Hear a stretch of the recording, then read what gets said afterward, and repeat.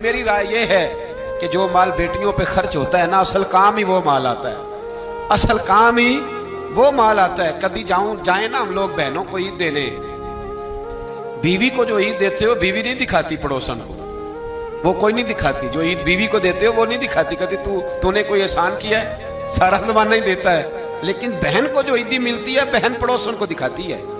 वो रखी होती है उसने चौक में, कहती मेरा भाई दे गया है, वो दिखाती है। उसके अंदर दर्द होता है। तो जो तू बेटी को देगा ना, बेटी को, और बेटी तो तेरे पुराने कपड़े भी संभाल के रखती है। बेटी तो तेरे पुराने, बेटी तो 2-2.5 साल की भी हो तो ननिहाल गई हो तो अब्बे का टूटा जूता भी उठा लाती है, कहती मेरे अब्बा जी का है। तो जो तेरी असल मुहाफिज है, जो तेरी असल निगरान है, जो तेरी असल ड्यूटी। मैंने कुछ दिन पहले एक बात पढ़ी थी और मैंने एक जगह बयान भी उसको किया।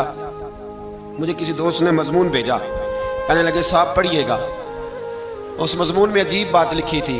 एक शख्स का इंतकाल हो गया, तो वो एक शख्स का पार्टनर था, कारोबार करता था, बड़ी अच्छी उनकी दोस्ती थी, ताल्लुकात थे। लेकिन जब वो फौत हुआ, जनाजा हो गया, तो उसने अजीब बात कर दी।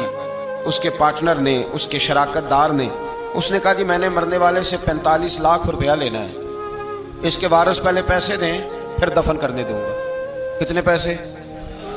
45 लाख रुपया, पहले पैसे रखो फिर दफन करने दो। उसने बात कर दी, मसला बन गया। घर जाके बताया, खबर दी कि वही तुम्हारे 2-3 बेटे भी शरीक थे, भाई भी शरीक थे। जब कहा कि मैं नहीं दफन करने देता तो वो बेटे और भाई कहने लगे कि हमें तो पता है नहीं भाई जान ने कितने पैसे देने हैं, ऐसे जो मुंह उठा के आएगा हम पैसे दे देंगे। पहले तहकीक होगी, तफ्तीश होगी, देने भी हैं कि नहीं देने। इतनी बड़ी रकम है। किसी ने घर जाके बता दिया, बेटी एक ही थी। उसको बताया तेरे अब्बे को दफन नहीं करने दे रहे, कहने पहले पैसे रख। तो बेटी अमीर बाप की थी तो जरा अमीर घर में ब्याही गई, उसने सारा ही जेवर उतार के दिया। कहने लगी ले जाओ, 10-15 लाख का होगा, मेरे चचा को कहना ये रख ले और मैं बाकी का भी जल्द इंतजाम कर दूंगी। मैं तहकीक नहीं करती कि अब्बा ने देने हैं कि नहीं, पर उसे कहो मेरे बाप की मैयत का तमाशा ना बनाए, उसे दफन करने दे, ये 10-15 लाख का जेवर रख ले, मैं बाकी भी जल्द इंतजाम कर दूंगी। बेटी ने जब वो भेजा ना 15 लाख का जेवर और उसके उस पार्टनर को दिया तो पकड़ के रोने लगा और हाथ बांध के कहने लगा सारे मुझे माफ कर दो, मेरी मजबूरी थी, मैंने ये कहानी बनाई है। कहा बात क्या थी? तो कहने लगा ये मरने वाला कह गया था मुझे मरते वक्त कि मेरे बड़े वारिस निकलेंगे। मैंने सबको, अपने बेटों को, भाइयों को बड़ा दिया है जिंदगी में, ये मेरा 45 लाख रख ले और जरा देखना मेरे मरने के बाद मेरे दुखों का वारिस कौन है, देखना मेरी तनाइयों का वारिस कौन है, देखना मेरा असल वारिस कौन।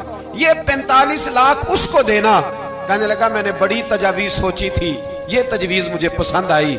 लेने वाले तो बड़े निकल आते हैं, इसकी असल वारिस वो बेटी है जिसने 15 लाख भेजा है। मैंने 45 लाख लेना नहीं, मैंने 45 लाख देना है। अब मैं उस बेटी को दूंगा जो बाप के दुख की वारिस बनी है, जो इसकी आजमाइश की वारिस बनी, जो इसकी तकलीफ की। तो क्यों नहीं बेटियों को हिस्सा दिया जाता?